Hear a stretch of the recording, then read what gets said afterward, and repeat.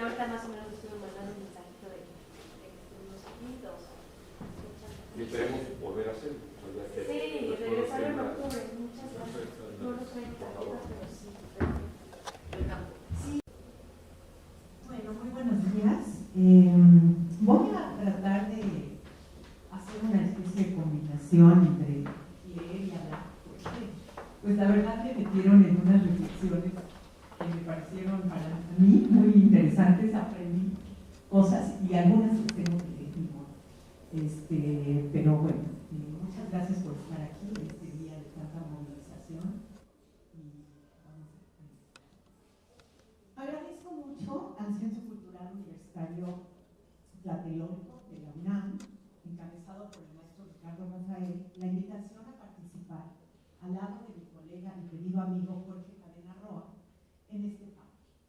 La pregunta acerca de la que se nos pidió reflexionar el día de hoy es hasta qué punto el movimiento del 68, que se consagró en el mundo entero como un movimiento, como una revolución político-cultural, tuvo algo que ver en el hecho de que apenas 2 décadas más adelante naciera y se abriera camino con fuerza el multiculturalismo, un proyecto de carácter filosófico, político y jurídico-cultural.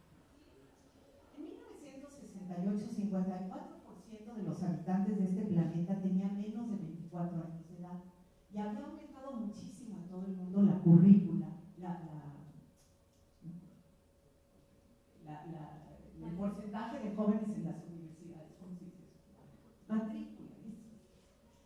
La revolución político-cultural del 68 consistió en que grupos de jóvenes urbanos en varios países simbraron a los gobiernos enfrentándose a las formas autoritarias y opresivas del poder político y a las sociedades de la época, sumidas en estructuras tradicionalistas, anquilosadas y opresivas.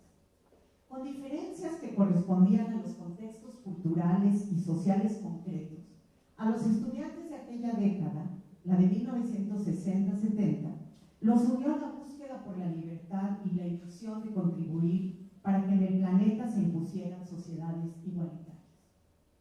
A pesar de que estaba aún lejos la era del Internet y del capitalismo financiero monopólico que no respeta fronteras ni culturas ni razones, en esa década el mundo empezaba a entrar claramente en la era de la globalización. Empezaba a ser crisis a nivel global la confianza en que el Estado podía fungir como el aparato distribuidor de esperanza, o como diría Foucault, como el aparato dedicado a servir. Empezaba a verse con cada vez mayor claridad hasta qué punto estaba haciendo agua la promesa de que nadie que hubiese nacido dentro del territorio nacional se quedaría fuera de la distribución equitativa de la esperanza. La promesa de que en su calidad de ciudadano sería parte integral de su tierra natal, la patria, cosa que le garantizaría que el Estado que gobernaba sobre ella, la patria, habría de proteger. O sea, el Estado, la patria, habría de proteger. Empezaba a verse con mayor nitidez la capacidad global del Estado para dejar morir. Pero también ocurrían otras cosas importantes que simbolizaban esta apertura de la era de la mundialización. Voy a mencionar solo algunas, hay muchísimas, pero digamos la televisión, por ejemplo. La televisión, con algunas de las cadenas europeas y estadounidenses, ya empezaba a llevar a cabo enlaces con satélites geoestacionarios que cubrían todo el mundo y permitían, por ejemplo, que muchos de los conflictos de liberación anticolonial o los movimientos por los derechos civiles o las guerras pasaran en tiempo real, incluso vía televisiva. Las nuevas corrientes cinematográficas digamos, que empezaron a cuestionar el cine tradicional y comercial, y que empezaron a poner en las pantallas puntos de vista feministas, intimistas, revolucionarios, culturalmente distintos, también empezaron a ser vistas por jóvenes de todo el mundo. Rebeldes sin causa, por ejemplo, con James Dean en 53, ya fue visto por una cantidad enorme de jóvenes en muchos países. Y no se diga la batalla de Argel en 65 de Gino Pontecorvo, que fue un grito para muchos jóvenes contra el colonialismo por la crudeza de la represión francesa a esa guerra de independencia. Y no se diga el rock, digamos, que se estaba ya en muchas latitudes. Así, los jóvenes urbanos universitarios de muchos países, a pesar de la diversidad entre sus nacionalidades, culturas, costumbres, estaban más conectados que nunca a nivel global y necesitaban manifestar su hartazgo. Y querían respirar, vivir, construir mundos más libres. El 68 el movimiento tuvo manifestaciones activas en muchísimos países. A veces uno no se da cuenta de cuántos países. Uno sabe de Berlín, uno sabe de París, uno sabe de México, sabe de Estados Unidos, pero no les voy a enumerar, pero son como 24 países de varios continentes en los que los estudiantes se levantan. Como ustedes saben, Marcuse defendió el movimiento estudiantil, de hecho desde antes, en su libro del hombre unidimensional, diciendo que la historia, el pensamiento y la sociedad se habían convertido en unidimensionales gracias a su racionalidad tecnológica y que estaban destruyendo constantemente la posibilidad de hacer su propia crítica. Y también él decía, tenemos que dejar que entre un poco de aire. Es el aire que nosotros y yo también quiero poder respirar algún día, y ciertamente no es el aire del establishment. Entonces fue una revolución política. Sabemos que puso en jaque el gobierno francés, puso en jaque a otros gobiernos, rompió estructuras. Ahora hay que ver si esa revolución política, pero también cultural, tuvo que ver con el desarrollo de un proyecto intelectual y político que surgió 2 décadas después y que abogaba en favor de un ideal llamado multiculturalismo, en el que los integrantes de diversos grupos culturalmente minoritarios pudieran mantener, dentro del marco de los Estados-nación, sus identidades y prácticas colectivas diferenciadas, sin por ello perder su ciudadanía ni sus derechos civiles, políticos y sociales. A partir de los 80s, los multiculturalistas construyeron una agenda nacional e internacional basada en que la cultura y los grupos culturales debían ser reconocidos y se les debía dar un lugar equitativo en la nación, igualdad en la diferencia. Entonces el multiculturalismo surgió estrechamente relacionado con políticas de identidad, la política de la diferencia y la política del reconocimiento, que todas ellas parten y comparten del compromiso de revalorizar las identidades devaluadas y cambiar los patrones dominantes de representación y de comunicación que marginan a muchos grupos de carácter étnico o cultural. Ahora, antes del 68, entre 1945 y 68, ocurrieron muchas cosas que anunciaron el 68, pero que también, me parece, eran, digamos, puentes avant l'alerte, digamos, del 68, pero que también fueron constituyendo puentes entre el 68 y el multiculturalismo. El juicio a los crímenes del nazismo, la creación de la ONU, la ratificación de la Declaración Universal de los Derechos del Hombre, que por primera vez dejaba establecidos los derechos humanos fundamentales, los debates antirracistas de la UNESCO entre 50 y 67, que concluyeron que la raza como calidad biológica en los seres humanos no existe, pero el racismo sí. El renacimiento de los feminismos a partir, porque había habido feminismos anteriores, a partir de los 60, con su consigna de que hay que cambiar la vida para cambiar el mundo y que no necesariamente hay que esperar a cambiar el mundo para cambiar la vida. Los muchos procesos de descolonización en Asia y África que iniciaron en 45 con la independencia de la India y que siempre fueron acompañados por los intelectuales orgánicos anticoloniales, ya sabemos, Césaire, Fanon, Sartre, Lenin y muchos otros. La ratificación en 65 de la Convención Internacional sobre la Eliminación de todas las formas de discriminación racial de la ONU, el movimiento por los derechos civiles en Estados Unidos, que logró en 64 que se abolieran las leyes Jim Crow, que habían garantizado la segregación racial en Estados Unidos, en los estados sureños desde 1875, y la represión al movimiento negro en Estados Unidos, en donde asesinaron a sus principales líderes, entre ellos al autor del famoso discurso I Have a Dream. En 1968 también fue asesinado Pierre Mulel, un político radical del Congo que había sido ministro de Educación en el gobierno marxista-leninista de Lumumba, que había encabezado un gobierno rebelde en 1961 y luego fue asesinado bajo tortura por el régimen de Mobutu Sese Seko. En los países detrás de la cortina de hierro también los tanques rusos reprimían las manifestaciones de oposición a la brutalidad vertical del régimen stalinista.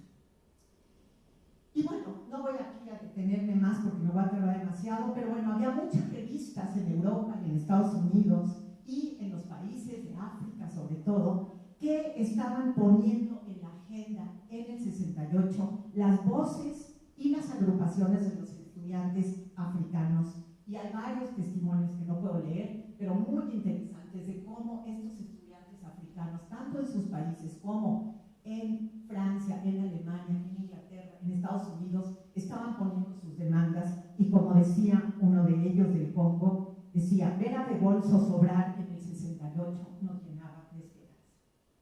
En medio de la Guerra Fría creció una conciencia alrededor de 1968 de que el sur era el epicentro, de que era el tercer mundo donde estaba teniendo lugar la Guerra Caliente, donde las dictaduras eran derrocadas, cambiando el equilibrio de poder en el mundo. Bueno, en México, del 68, se estaban cumpliendo 48 años del estallido de la Revolución Mexicana y los regímenes políticos emanados de su triunfo llevaban 38 años de reivindicarse como representantes de las causas, los valores y los grupos sociales que lucharon en esa revolución. Sin embargo, las estructuras y los órganos del poder político se habían separado totalmente para entonces de dichas causas, valores y grupos sociales, y el Estado se había convertido en el monopolio absoluto de grupos cerrados y conservadores que tenían secuestrada la libertad.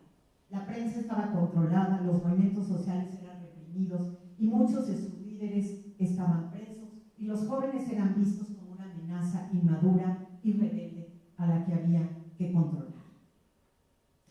Bueno, no voy a detenerme en lo que fue el movimiento del 68 en México, todos ustedes lo conocen, pero el Comité Nacional de Huelga decidió organizar lo que consideraba que sería el mitin de despedida del movimiento el 2 de octubre del 68, después de varios meses, más de 2 o 3 meses del movimiento, porque no querían entorpecer los Juegos Olímpicos y se les había acusado de quererlo hacer, o se les había acusado de que lo iban a hacer. Y sabemos que a pesar de esto, este movimiento terminó en un baño de sangre que ha hecho del movimiento del 68 mexicano una parte histórica y muy conocida en el mundo del movimiento del 68. Ahora, ese movimiento era claramente urbano y estudiantil. No hubo actores ni campesinos ni pertenecientes a las diversas minorías culturalmente diferenciadas del país, los pueblos indígenas, sobre todo. Apenas 6 años antes del 68 había sido asesinado a sangre y fuego el líder campesino Rubén Jaramillo, que no se había querido alinear con el poder y la CNC. En cuanto a los pueblos indígenas, estos vivían bajo el control del proyecto cultural más importante del Estado mexicano postrevolucionario, hecho de 2 elementos entrelazados, la ideología mestizante o mestizofilia y el indigenismo.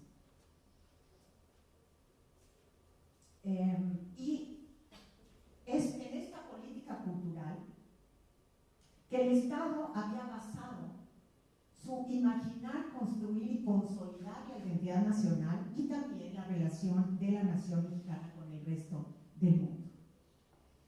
Bueno, aquí en Antropológicas estamos justamente en la cuna de, digamos, de pensamiento, digamos, primero estamos en la cuna de la antropología en México, y bueno, no tengo yo que hablarles a los antropólogos de todo lo que pasó en términos de hasta qué punto el proyecto indigenista mexicano, fundado por Manuel Gamio en 1916-20, a partir de su idea de su libro de Forjar Patria, se convirtió en una mancuerna importantísima para el proyecto mestizófilo de José Vasconcelos, encabezado desde la principal institución ideológica del país, la Secretaría de Educación Pública, y bueno, también cuando él fue rector de la UNAM, desde la UNAM por lo tanto nuestro lema tan cuestionado hoy por Miller Raza, hablará el espíritu.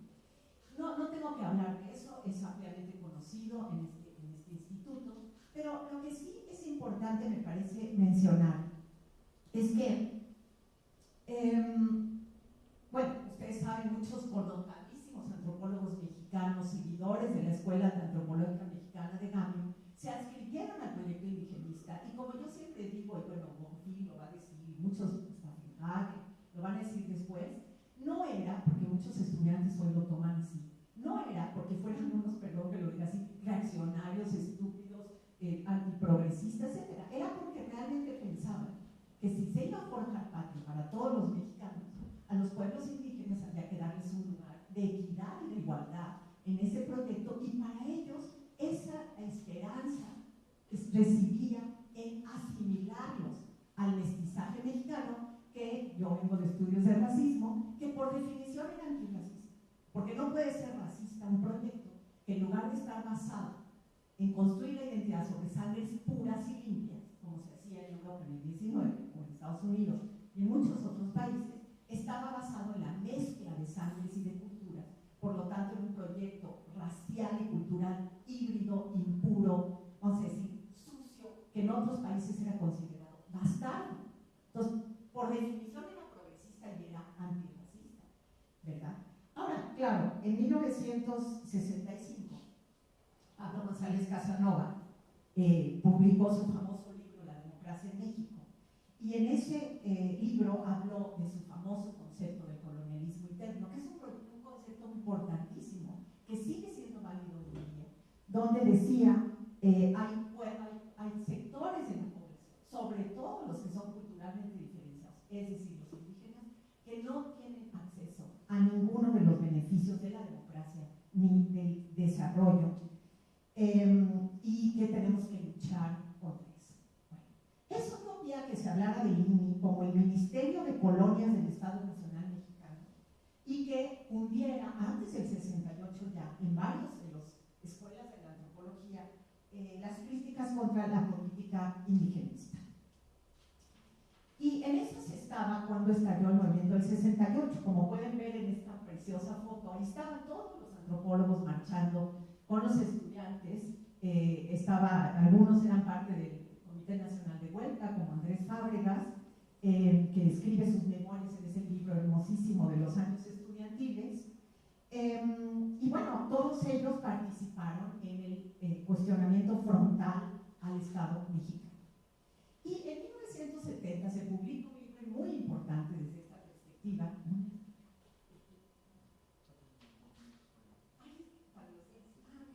El libro tan importante que aquí todos conocen en este instituto, que se llama Eso que llaman antropología mexicana. En ese libro, 5 de los famosísimos antropólogos mexicanos que estaban ya haciendo la crítica al indigenismo del Estado, publican su postura crítica precisamente. Eran 5 de los famosos 7 magníficos, los antropólogos tan conocidos, maestros de muchos que hoy son antropólogos connotados. Y bueno, en ese texto Bonfil, que bueno, era sin duda uno de las cabezas de estos grupos, explica con toda claridad que en el contexto de la euforia unitaria nacional de la Revolución de 1910 había sido justificable el proyecto indigenista, tal como lo construyó Gamio y tal como muchos antropólogos fueron siguiendo. Pero la meta del indigenismo, decía Bonfil, ya para 1970, consiste en la desaparición del indio, aquello que él llamaría después el etnocidio de los pueblos indígenas por medio del proyecto indigenista. Y luego Bonfil escribe que él se enfoca en su texto en el debatido problema de la cultura indígena frente a la cultura nacional.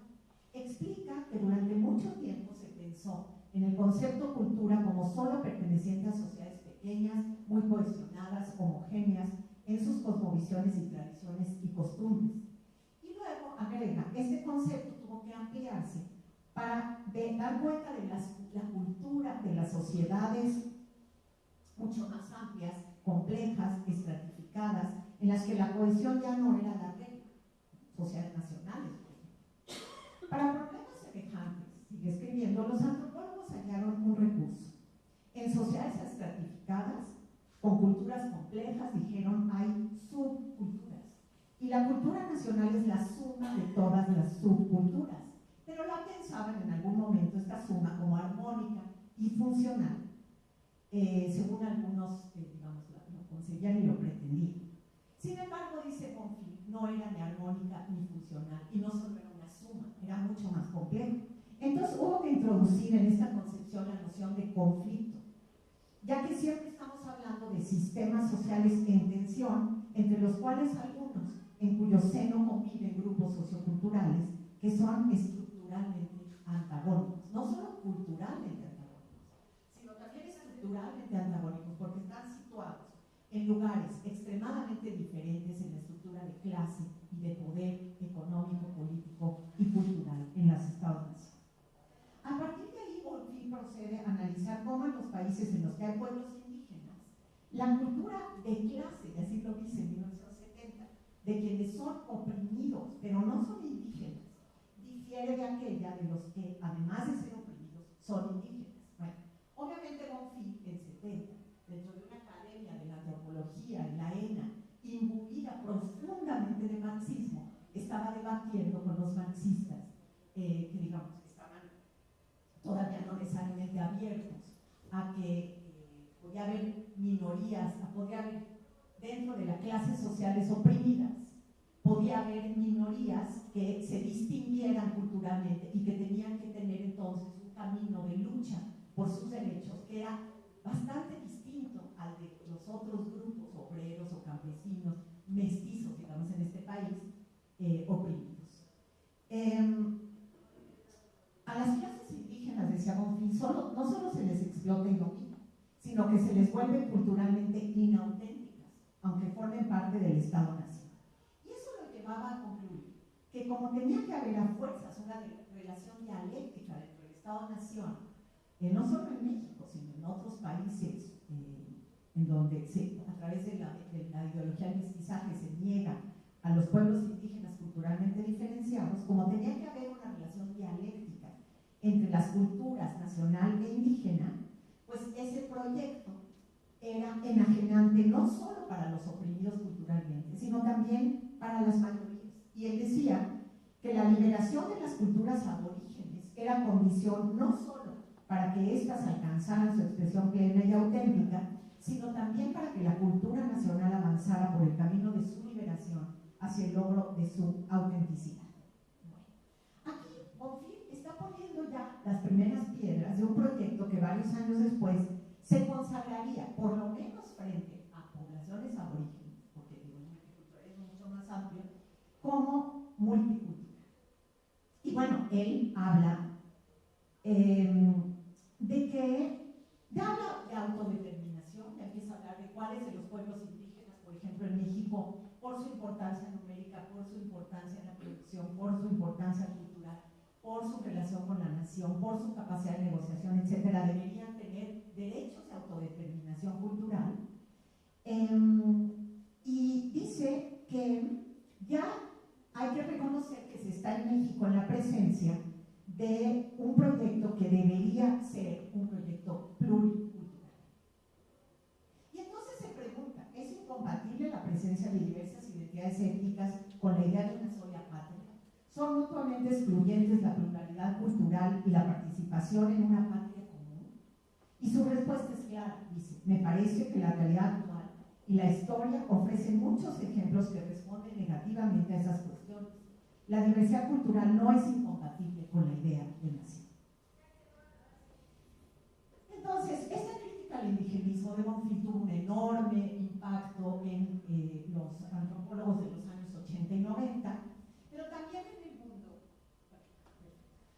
en el mundo ya se estaban quebrando las estructuras culturalmente monolíticas de muchos países. Recordemos que en los años 80 los teóricos de la multiculturalidad en Canadá, sobre todo Kingitzka y Taylor, estaban ya hablando de que Canadá no podía reivindicarse como un país democrático, igualitario y equitativo, abierto al mundo y incorporador de las diferencias culturales y otras, sino se estructuraba en parte como un proyecto multicultural que les diera otra vez iguales oportunidades, igual trato, siendo los grupos culturalmente distintos. Bueno, muchos de ellos estaban pensando de manera muy clara en el tema anglófono y francófono. Todavía hoy, si ustedes van a Montreal o a Quebec, van a ver las placas de los coches. A mí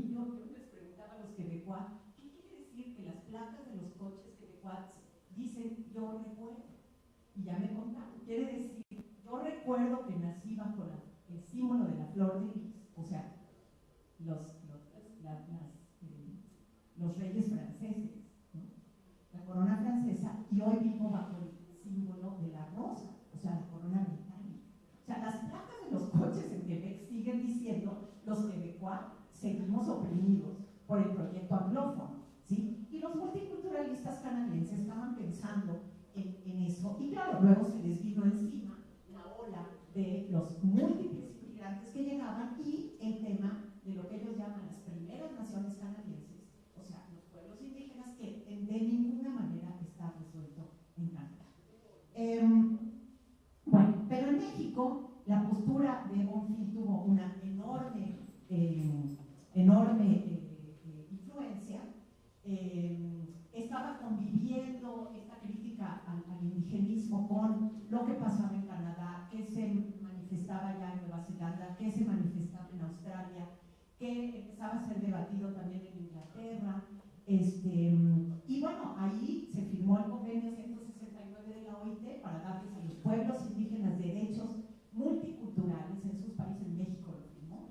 Se reformó la Constitución mexicana para convertir a México en una nación pluriétnica, multicultural, para condenar en el artículo primero constitucional la discriminación en todas sus formas. Y estalló el movimiento zapatista, que ustedes saben, el grito de los zapatistas era: somos indígenas y también somos mexicanos. O sea, no tenemos que ser mestizos para ser mexicanos. Podemos ser diferenciados y ser ciudadanos mexicanos, y esa es nuestra lucha. Y también decían todo para todos en un grito de inclusión muy alto. Bueno, y aquí ya voy a cerrar. Entonces, a partir de que el proyecto multicultural y los debates en el primer mundo, que incorporó la multiculturalidad a sus constituciones y a sus legislaciones y a sus sistemas judiciales, incluso en Europa, en Canadá, en Australia, etc. Paralelamente a esto, se fueron dando los debates de la multiculturalidad en los países postcoloniales. Y en los países postcoloniales surgió una modificación del proyecto multicultural. ¿Qué fue lo que se empezó a decir? Aquí no basta la multiculturalidad, porque tenemos que garantizar igualdad de derechos para pueblos culturalmente y étnicamente diferenciados, pero dentro de un contexto postcolonial y de colonialismo interno, en el que muchos de los pueblos culturalmente diferenciados son estructuralmente oprimidos. Y eso diferencia el proyecto multicultural del primer mundo, digamos, con el de los países postcoloniales, y eso se llamó el proyecto de la interculturalidad. Y bueno, en 1968, ya cierro, en los años 70 y 80 y 90, e incluso en los primeros años del siglo XXI, en los que en estos últimos años, digamos, primeros del siglo XXI, ya se consideraba que el proyecto de la multiculturalidad tenía que haber bajado a la realidad y no solo debía haberse quedado en las constituciones, en las leyes y en las declaraciones internacionales y nacionales.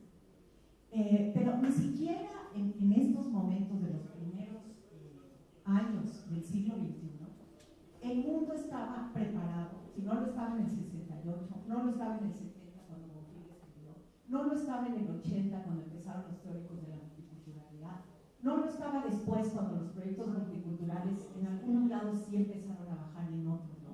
No estaba preparado para lo que empezó a pasar a partir más o menos de 2005-2006, que es la ola absolutamente masiva, dramática, de las decenas de millones de seres humanos que están siendo expulsados de sus países de origen en muchísimas latitudes postcoloniales del planeta por la miseria, por el colonialismo que se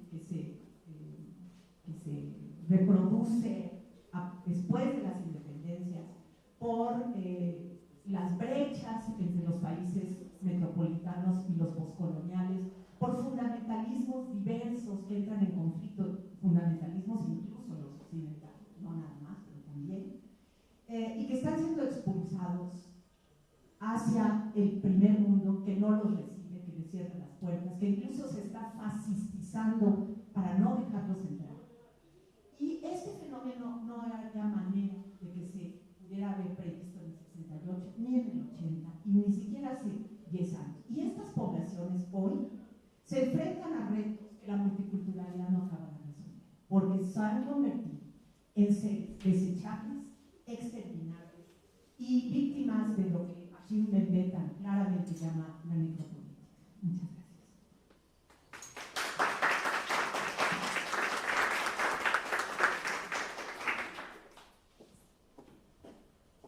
Gracias por la ponencia. Como la doctora Olivia nos acaba de comentar, el tema del 68 no es algo que solo tengamos que entender bajo una dinámica nacional, sino que es algo que se incrusta y se movió bajo un contexto completamente internacional y una geopolítica político-cultural internacional, y que buscaba una revolución político-cultural en la búsqueda en aras de una mayor igualdad de condiciones, ¿no?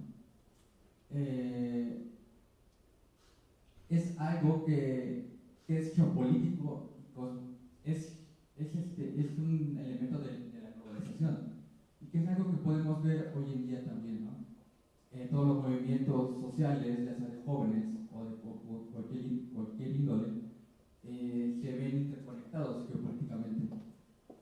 También el tema de la desigualdad racial y de la xenofobia es algo que tiene repercusiones internacionales y que afecta a todo el mundo. La migración forzada que se está generando en el norte de África, que está creando un panteón en el Mediterráneo, es algo que realmente repercute y que está vinculado a todos los movimientos internacionales. Le damos la palabra al doctor Jorge Cadena para que dé su ponencia.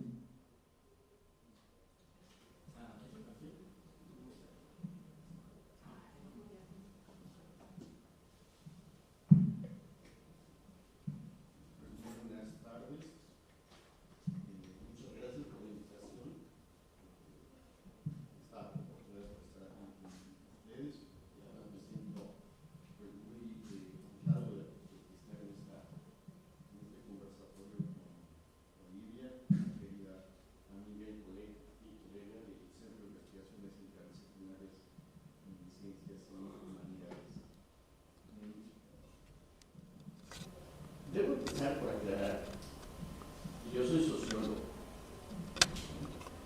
y yo a lo que me dedico es al estudio de protestas y movimientos sociales. Y desde ese punto de vista he estudiado en el 68 y otros movimientos. Pero me pareció muy interesante la invitación a hablar sobre el 68 y el multiculturalismo. Porque siempre interrogar temas ya muy conocidos, muy estudiados, desde perspectivas nuevas, resulta pues, muy enriquecedor. Se ven cosas que desde las perspectivas ya más frecuentadas no se alcanzan a ver. Entonces, yo debo reconocer que para esta plática y después de escuchar a Olivia, he aprendido mucho acerca del 68 y del multiculturalismo. En estos últimos meses, y todavía vamos a estar en eso lo que queda de este mes, ha habido cualquier cantidad de eventos sobre el 68. Algo que me ha llamado mucho la atención de todas estas reflexiones sobre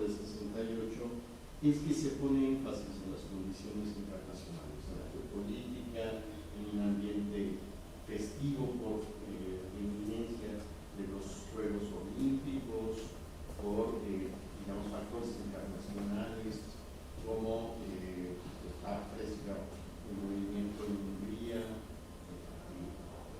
democratizador, en Checoslovaquia había protestas en el campo socialista que sí anunciaban que la situación interna no era de lo más favorable y que se demandaba democracia, mayor participación. Sorprendía mucho que los sindicatos estuvieran pidiendo más participación en la toma de decisiones y mejores vías de representación.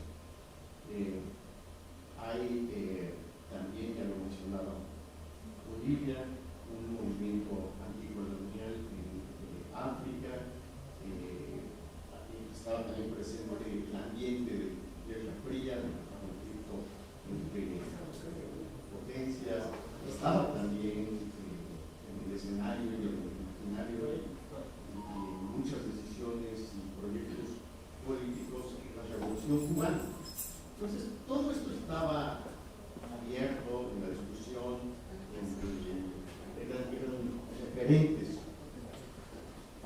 permanentes en muchas discusiones políticas.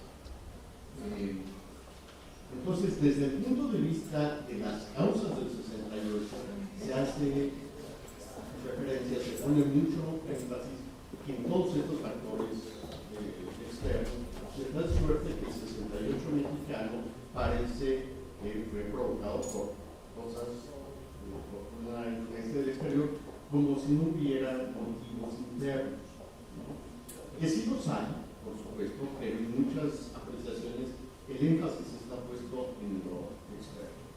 Ahora, algo que llama mucho la atención del 68 mexicano fue la rapidez como inició. Después de una marcha, un par de marchas que se encontraron el 26 de julio de ese año, los jóvenes tomaron algunas preparatorias, hicieron algunos bloqueos, pero alrededor de una semana el ejército ya estaba en la calle. En menos de una semana fue a su casa, ¿no? En la prepa número de San Ildefonso. Entonces, llama mucho la atención qué pudo haber pasado, ¿no? ¿Qué fue lo que hizo que en un periodo tan breve de unos cuantos días se pasara de protestas estudiantiles al ejército en la calle, a la camioneta calada, y además disparando contra las puertas de las preparatorias, de esta preparatoria, donde se refugiaban los estudiantes? Eso sí puede ser explicado por factores externos, ¿no? Y eso sí habla del nivel de autoritarismo y de intolerancia que había en el país y de la desconfianza que había en el gobierno contra cualquier grupo que se organizara y sobre el que el PRI no tuviera el control. Todo era gobernable. Entonces, este me parece un punto muy importante en el que, por el que el 68 mexicano se distingue de otros movimientos de ese mismo año. En otros lugares no hubo represión y después del movimiento se recuperó cierto grado de normalidad. En México hubo una represión muy fuerte. De hecho, muchos estudios sobre el 68 están concentrados en el 2 de octubre, como si eso fuera lo único que había pasado, pero no se hace referencia ni se analiza el proceso sociopolítico que dio lugar a esa represión. Y también lo que es muy notable es que a los pocos días se inauguraron los Juegos Olímpicos y había un ambiente de normalidad muy grande. Si ustedes ven videos de la época, la represión en los atletismos fue el 2 de octubre, los Juegos Olímpicos se inauguraron, si no me equivoco, el 13 de octubre, en el estadio el presidente Díaz Ordaz inauguró los Juegos, y de ahí en adelante fue que el Eligio Muñoz ganó una medalla y que Enrique Taracillo incendió el PBT entero, ya todo era un ambiente festivo, y hasta después de los Juegos Olímpicos vino la lucha por la liberación de los presos políticos. Entonces aquí hay que considerar los factores internos para tratar de explicar que un movimiento social estudiantil tuviera la importancia, la trascendencia, como para que 50 años después sigamos hablando de este movimiento cuando fue de escasos 2 meses. ¿No? Si lo vemos en perspectiva, fue del 26 de julio al 2 de octubre. Y sin embargo, tuvo una importancia en el imaginario, en la discusión política, una enorme trascendencia, al grado de que muchas cosas empezaron en el 68, ¿no? La sociedad civil empezó en el 68, las luchas por la democracia, el multiculturalismo, ¿no? Pero hay que pensar en muchos otros antecedentes, y también habría que pensar, y eso me parece sumamente importante, que muchos de los cambios sociales no son producidos exclusivamente por movimientos sociales, sino que los movimientos sociales son actores, entre otros, que provocan, existen cambios sociales. Y en este sentido, habría que pensar que ese movimiento estudiantil del 68 se combinó con otros movimientos y con otras demandas por la democracia que también estuvieron presentes en México y en otras partes del mundo. No es ni un causal ni es un solo actor el que haya provocado todos estos cambios. Bueno, entonces, eso por lo que hace a las causas del 68. Y cuando hablamos del pluralismo, ejemplos de la invitación que me hicieron para hablar acá, estaríamos pensando más bien en términos de los efectos del 68. Y es aquí donde los efectos del movimiento se combinan con otros procesos sociales de distinta naturaleza, y que muchos de ellos están signados por demandas democráticas. Y en ese sentido hay una continuidad muy importante, y desde el punto de vista de la democracia está incluido el derecho a la diferencia y los derechos a las minorías, la igualdad de las personas. Y estos son elementos básicos de las demandas y de los proyectos multiculturales, pero entre otros movimientos que fueron posteriores al 68 y herederos a los movimientos de aquel año, habría que considerar a lo que en la literatura se llama, por lo común, nuevos movimientos sociales, ¿no? Que serían feminismo, los movimientos antinucleares o pacifistas, los movimientos por otras identidades, preferencias sexuales, etc.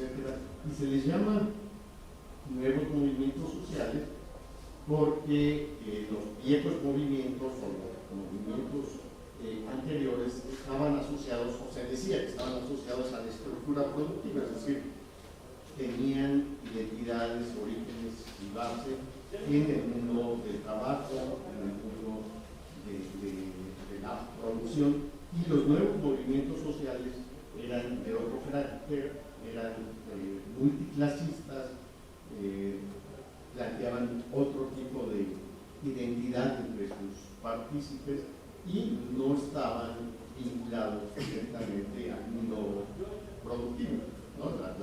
Las demandas feministas pues eran por cuestiones de género y demandaban igualdad en torno a derechos en relación con los hombres, los movimientos de liberación homosexual, por ejemplo, lo que pedían era igualdad de derechos en relación con los grupos heterosexuales, etc. Pero nada de esto estaba determinado por la estructura productiva ni digamos, opresión política estatal, era otro tipo de opresión, pero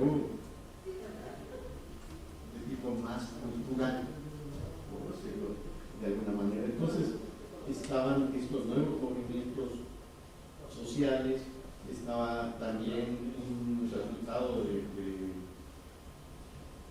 la desconfianza que empezó a generar el socialismo real, ¿no? Todos estos movimientos de la nueva izquierda en distintas partes del mundo, en Estados Unidos, pero no exclusivamente. También el acercamiento entre el pensamiento socialista y la democracia. Un ejemplo de esto pues, fue el eurocomunismo, más adelante la tercera vía, y también diferentes movimientos que buscaban el reconocimiento y la dignificación de las personas, la eliminación de identidades estigmatizadas sobre las que descansaba pues, la discriminación, la exclusión, la dominación, la opresión. Entonces, el 68 se combina con demandas por democracia, por igualdad, por inclusión, por no discriminación, y esta combinación da lugar a muchos otros fenómenos y a muchas otras demandas e iniciativas, entre ellas el multiculturalismo.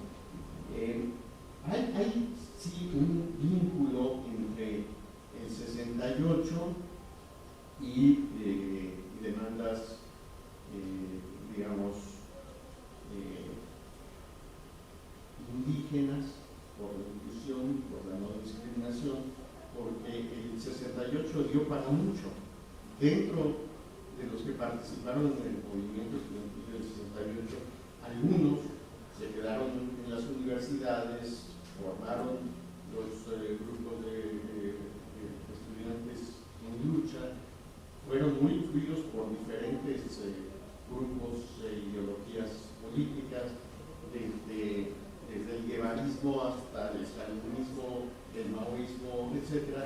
Hubo una intención de crear una base de masas en distintos sectores. Una de las evaluaciones que se hizo del 68 fue que si la represión había sido posible, no había tenido ninguna reacción, esa represión había sido porque el movimiento se encontraba desvinculado del resto de grupos organizados, y entonces la tarea que se planteaba era organizar a los trabajadores, organizar a los campesinos, organizar a los indígenas. Fueron los años de la insurgencia sindical, en los 70 también de muchas tomas de tierra, línea proletaria, línea de masas, etcétera, diferentes grupos que tuvieron un origen estudiantil, fueron a los sindicatos y fueron al campo para organizar a la gente.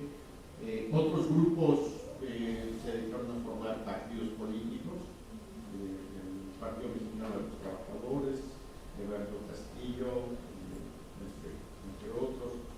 En fin, para muchos, bueno, algunos, y esa fue una de las intenciones del gobierno de Echeverría, fue incorporar a jóvenes a la administración pública. Entonces, el movimiento del 68 incluyó hacia los distintos sectores. Y una de esas influencias fue la formación del Frente de Liberación Nacional, que es precisamente el antecedente del Frente Zapatista de Liberación Nacional y del Ejército Zapatista de Liberación Nacional, ¿no? Este grupo fue recibido en Chiapas. Este grupo de norteños venía de una organización estudiantil que trataba de crear una base de masas y un partido político de carácter revolucionario, y fueron acogidos y tuvieron éxito en la selva de la Cañona, en las cañadas, y era parte de ese proyecto de crear una base de masas que pudiera acompañar a un movimiento revolucionario en la medida que el 68 habría demostrado que se trataba del Estado mexicano ya no de un Estado postrevolucionario, sino de un Estado burgués opresor de clase que solamente podría mejorar las cosas con un movimiento revolucionario que instaurara un nuevo régimen político, un nuevo Estado. Entonces, esta es una línea que viene muy directamente del movimiento estudiantil del 68, pero bueno, pues sí tengan ustedes en cuenta que el movimiento fue en el 68, el levantamiento zapatista fue en el 94, después de muchos esfuerzos y además también de muchos intentos que fracasaron en otros lugares. En las cañadas de la selva de la Candona fueron muy exitosos por motivos que sería demasiado largo señalar, pero bueno, por lo menos sí habría que recordar el éxito que tuvo este Frente de Liberación Nacional en Chiapas fue acompañado de la presencia que tenían las comunidades eclesiales de base, ¿no? El obispo, Samuel Ruiz, y de toda esta línea que venía del Concilio Vaticano II de la teología de la liberación. Entonces ahí hubo un encuentro muy importante, muy significativo, lo que también lleva a señalar que los cambios que se daban en el mundo no eran solamente en la sociedad ni en la economía, sino también en instituciones como la Iglesia, que estaba metida en un esfuerzo de actualización, de ayuntamiento muy considerable, que se manifestó no solo en México, sino en muchos otros países de América Latina en esta teología de la liberación. Bueno, entonces habría que señalar que en este, digamos, en este rápido recuento, habría que señalar que hay una gran cantidad de factores que están latentes en la sociedad y solo algunos de esos elementos que están latentes se actualizan. Algunas de las cuestiones que están presentes y que la literatura de los movimientos sociales se llaman redes sumergidas, solo algunas de ellas se hacen visibles y dejan de ser latentes para convertirse en factores efectivos y manifiestos. No está muy claro para las ciencias sociales cómo es que algunas de esos factores o elementos que están latentes se actualizan, mientras otros que están en esa misma condición no abandonan esa característica de latencia. Esto es algo que pues, es un desafío para las ciencias sociales, de tal suerte que no resulta una explicación suficiente decir que algo está latente como para entender que después se haga presente y manifiesta. Hay que entender por qué, cómo se da ese proceso de selección que hace que solo algunas de las cuestiones que están latentes se hagan presentes. Eso por un lado. Y por otro lado también habría que pensar que el 68 y las demandas que el movimiento del 68 fue un movimiento básicamente antiautoritario y en el que participaron no solamente estudiantes, los estudiantes fueron fundamentales, ¿no? Sino que también el movimiento contó con el apoyo de las autoridades universitarias. Difícilmente podría haber sido de otra manera después del asaltazo y de la brutalidad contra los estudiantes, pero el salto, el cambio cualitativo y cuantitativo que se da es precisamente a partir de que el director de la universidad, el ingeniero Barrios Piaget, izó la bandera a media asta y convocó una manifestación en protesta por la brutalidad policial.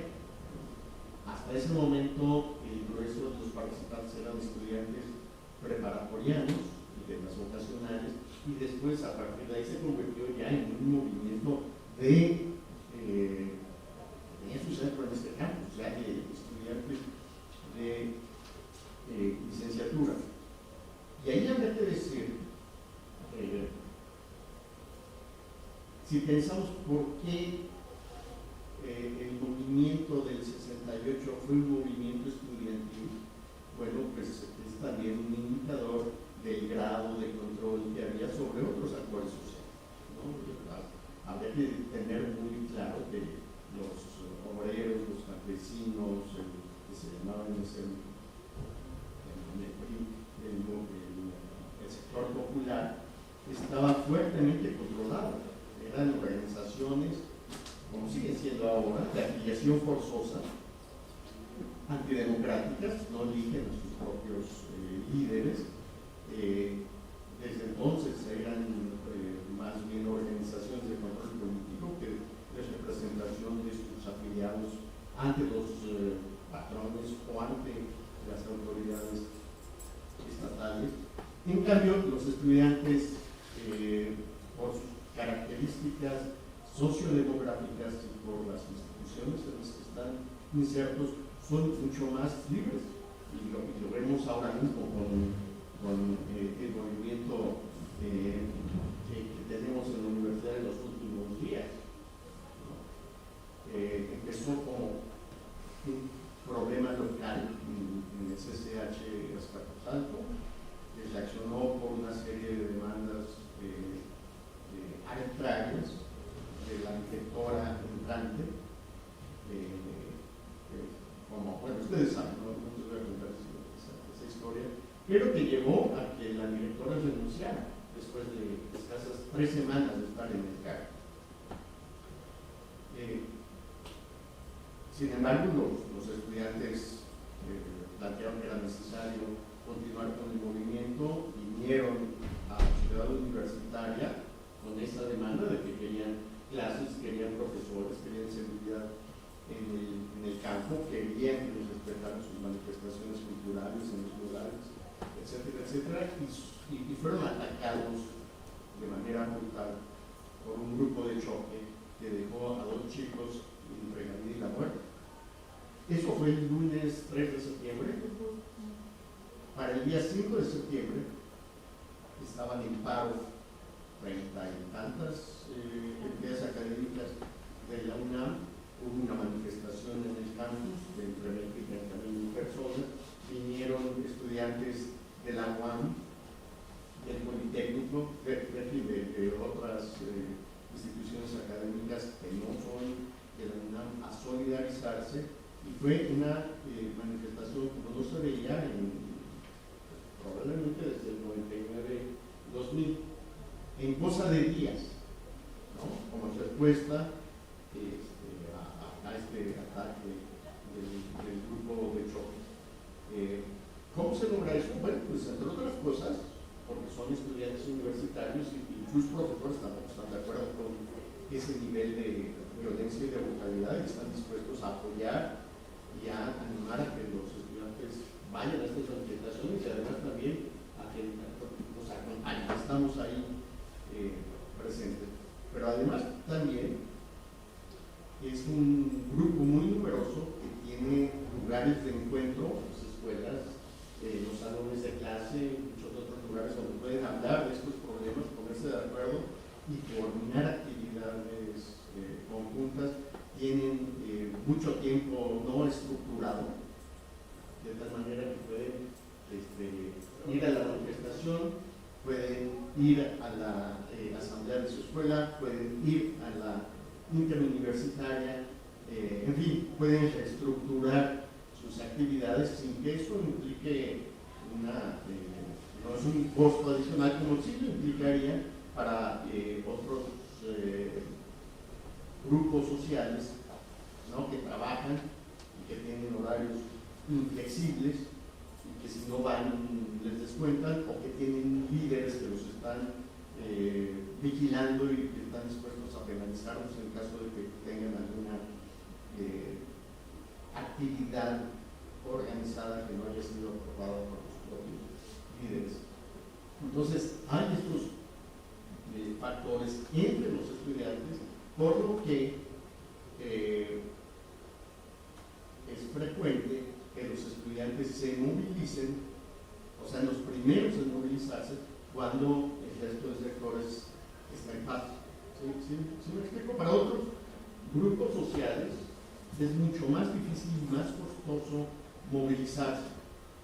En cambio, para los grupos estudiantiles es mucho más fácil empezarse a movilizar y a coordinar actividades de protesta en muy poco tiempo, como lo estamos viendo, ¿no? Ahora, y también tiene ese grado de incertidumbre de que, pues sabemos cuándo empieza, ¿no? Está plenamente documentado cuál fue el enfrentamiento entre estudiantes en la Ciudadela, que fue reprimido y lo que sucedió después, pero en ese momento nadie sabía cómo iba a terminar al cabo de 60 días, y así tampoco nosotros podemos prever qué es lo que va a seguir en estas protestas. Nos da mucho gusto que hayan tomado algunas decisiones que a mí me parecen muy responsables de la última interuniversitaria, pero debemos tener muy presentes que sí hay demandas muy claras y muy legítimas, como lo comentábamos antes de entrar a este conversatorio, como el tema de la seguridad. Y ese tema de la seguridad, en el que todo el mundo puede estar de acuerdo, no todo el mundo estará de acuerdo en cómo atender ni qué es lo que se necesita hacer para garantizar la seguridad dentro de los recintos universitarios y en su periferia. Entonces, los estudiantes son un sector muy sensible, que además es muy libre en comparación con otros sectores sociales que son igualmente agraviados por distintos problemas. En México, apenas hace algunos años, aproximadamente del 2011 para acá, ha cobrado fuerza un movimiento anticrimen y antiviolencia.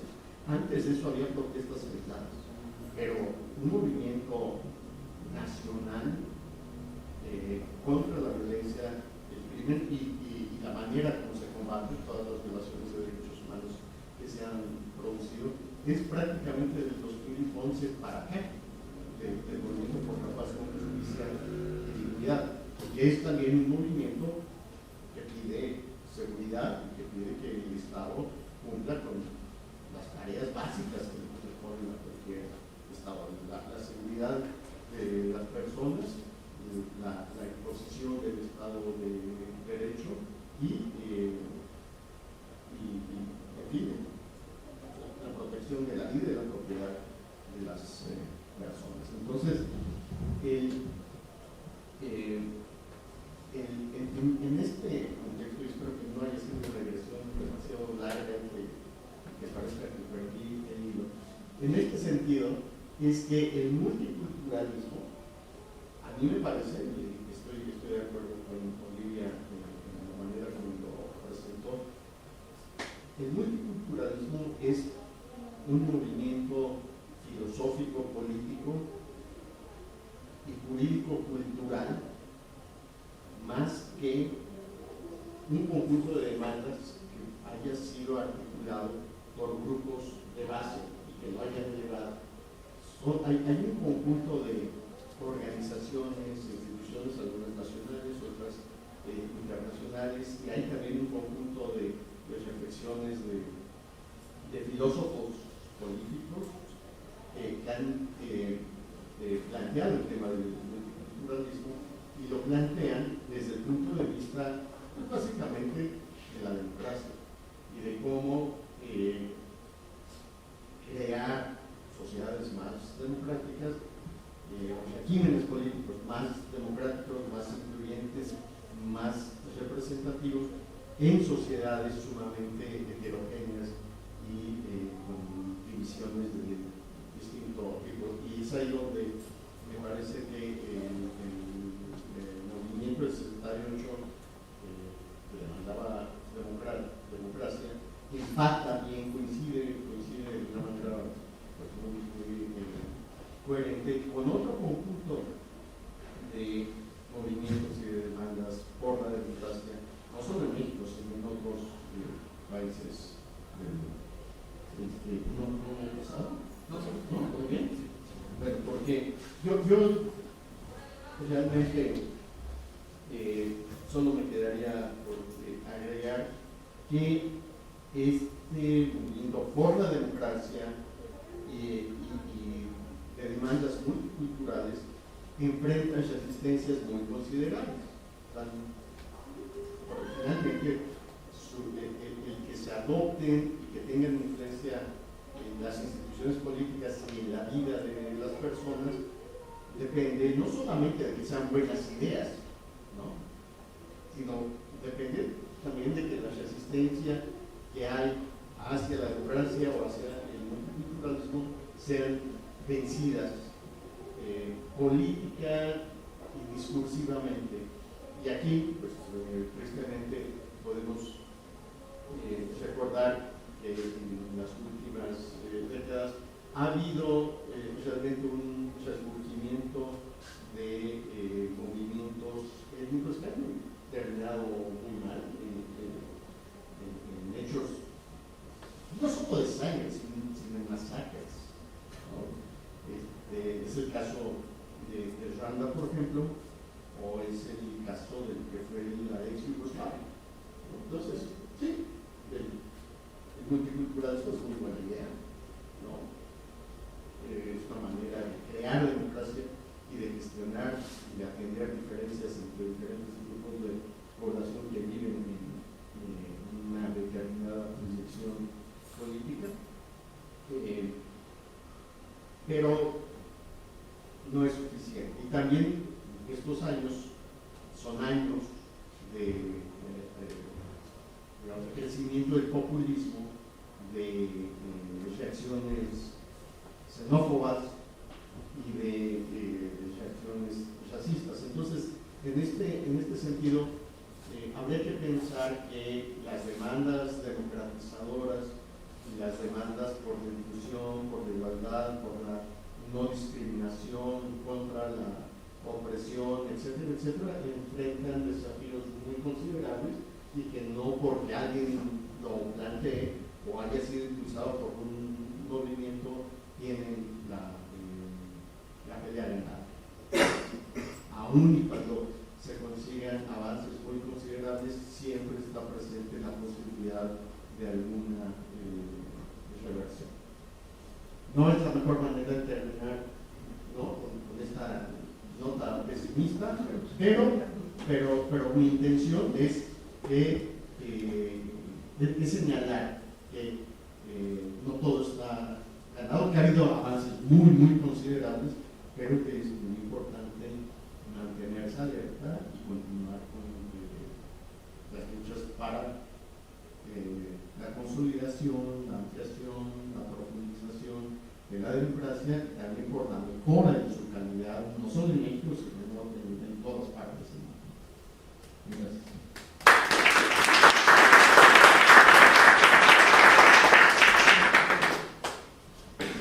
Muchas gracias al doctor Jorge Cadena por este recuento de los elementos que constituyeron el movimiento 68 de forma interna y externa y que buscaban, que como lo comentaba, estos más canales democráticos, ¿no?, y también apertura para igualdad para las minorías, pero que tuvo como elemento específico un grado de represión, tanto en el 68 como en el 71. Y entonces nos encontramos con un Estado que limita la expresión, la libre expresión, y que al final lo lleva a perder una credibilidad. y es lo que hoy en día nos encontramos, o la problemática que hoy en día nos encontramos, es no solo la corrupción, sino la falta de credibilidad que tenemos nosotros como sociedad hacia las instituciones, hacia el gobierno en general. También de estos nuevos movimientos sociales que han surgido o se han dado a partir de este rompimiento o esa modificación de la cultura. Es decir, hoy en día ya se dan marchas o se lucha a favor de la despenalización del aborto o de la igualdad de los derechos de la comunidad LGBTI, elemento que hace unos años, en el 68, tal vez no se daba con tanta fuerza, pero que en el contexto nacional e internacional es algo que se está generando y que estamos viendo hoy en día. Sí, no sé si se pueda hacer una ronda de preguntas o si se quiere pasar a... Si alguien tiene alguna pregunta o un comentario extra sobre el tema. Bueno, si quieren para muchas piezas. Digamos, yo, como sentía que me estaba pasando el tiempo, no concluí, de hecho, y no dije sí, como Jorge, el 68 sí tiene. La pregunta tiene una respuesta afirmativa. Sí tiene que ver la revolución político-cultural por la democracia del 68 con lo que fue construyéndose a partir de 20 años más tarde en este Jorge dio un muy amplio panorama de muchos otros movimientos, causas, reivindicaciones de apertura en el sentido, digamos, de la multiculturalidad. Sí podemos decir que tuvo que ver, porque yo lo que dije es que pasaron muchas cosas antes del 68 que ya anunciaron que, a pesar de que el contenido del 68 fue más un grito por la libertad contra el autoritarismo y la falta de democracia, pero que ya anunciaban que después de ese grito iba a aterrizar, como Jorge lo dijo, en muchos otros campos, uno de los cuales era la reivindicación de las minorías culturales, étnicas o de las nacionalidades colonizadas, ¿no?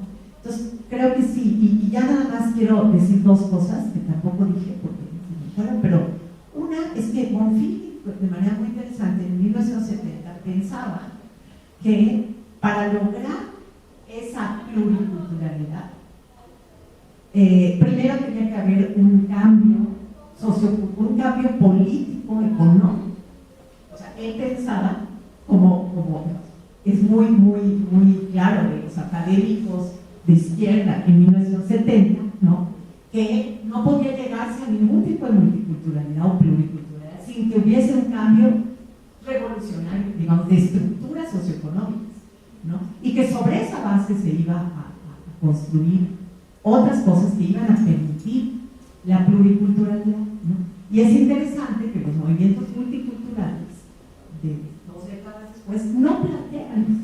Es decir, no, justo, también hay montándose sobre reivindicaciones de otros movimientos sociales como el feminismo, ¿no?, que dice, no tenemos que llegar, como dicen los franceses, a la gran tarde revolucionaria para luego cambiar la vida, sino podemos ir cambiando la vida para cambiar el mundo. Y entonces ahí el multiculturalismo toma del feminismo eso y dice, bueno, no estamos planteando grandes revoluciones político-económicas necesariamente para abrir las estructuras hacia proyectos multiculturales o interculturales. Y bueno, y ya para terminar, Bonfil, interesantemente, hablo de Bonfil como la cabeza de una corriente, ¿no? Obviamente, Staffenhagen, podríamos hablar horas de él, algo importantísimo en estos temas. Pero digamos, no, lo que sí llegó a una concepción de la pluriculturalidad en México que solo hablaba de pueblos indígenas. Es decir, los pueblos indígenas tienen que ser reconocidos dentro de una nación que se tiene que llamar pluricultural, donde algunos de ellos además tengan autodeterminación, pero no pensó en otro tipo de culturas que podían o que eran parte de la nación. Y por eso también, no solo Bonfim, estamos hablando de toda una corriente que no solo es de la antropología, sino de muchas otras disciplinas y movimientos. Por eso México tampoco es un Estado que se haya abierto, un país, no solo el Estado, que se haya abierto a la inmigración, sobre todo, digamos, se abrió a asilados políticos que llegaron antes de salir, ¿no? Pero no a la inmigración y no al refugio. México está cerrado, es un país cerrado a la inmigración. Hoy en día, solo 1% de la población mexicana está hecho de personas que nacieron en otros países y que tienen nacionalidades no mexicanas. ¿Saben lo que es 1%? Nada. El Salvador tiene más, Dominicana tiene más. México, en la mestizofilia mexicana, sigue vigente en muchos sentidos, por eso la multiculturalidad no baja a la realidad. Y es también excluyente esa mestizofilia, no solo de pueblos indígenas, de afrodescendientes de los que nunca se les dio nunca se reconoció que podían ser mexicanos, pero también de otras nacionalidades que han tocado nuestras puertas. Y bueno, ahí tenemos 20 y tantos años después del nacimiento de los proyectos multiculturales, en todo el mundo y también aquí, unas tareas no concluidas de la multiculturalidad. Al mismo tiempo que ya estamos metidos en problemas mucho más serios, como estos de los desechables. Aunque en México también hay muchos tratados así por el